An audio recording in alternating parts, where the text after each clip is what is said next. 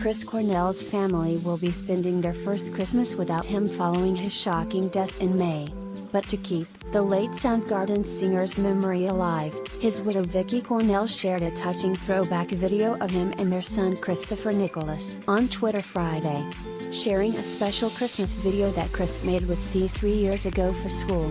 While the holidays will never be the same again without Chris, we will always remember his boundless love. Happy holidays and thank you all for your much needed love and support. VC, she tweeted. In the clip, Cornell and his son, who was 9 years old at the time, share their favorite holiday traditions. What are our holiday traditions?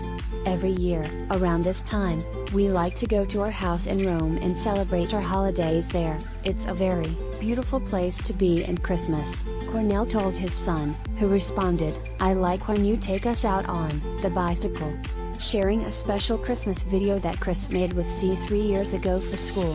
While the holidays will never be the same again without Chris, we will always remember his boundless love.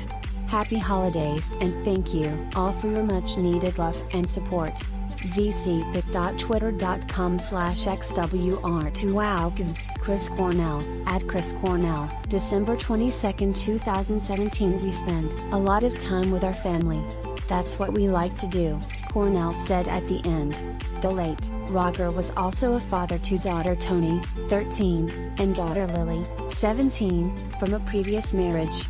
In May, Cornell's cause of death was ruled as suicide by hanging, according to the Wayne County Medical Examiner's Office.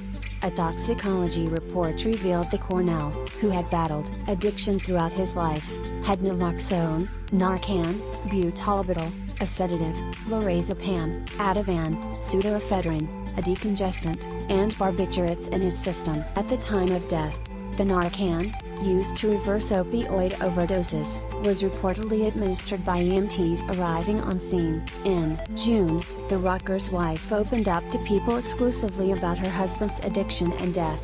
"My Chris was happy, loving, caring, and warm," she said. "This was not a depressed man, it wasn't like I missed that. What I missed were the signs of addiction." Vicky believes that if her husband had not relapsed on drugs that night, he would not have died. "He didn't want to die," she said of Cornell, who was prescribed Ativan as a sleep aid, but doubled his dose the night of his death.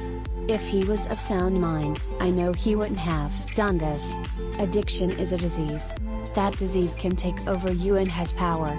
Vicky and the rest of their family continue to carry on Cornell's legacy by supporting the refugee camps his charity group has been aiding. In addition, they launched a music therapy program in July at Child Haven, a nonprofit in Cornell's hometown of Seattle that serves children and families who have experienced trauma.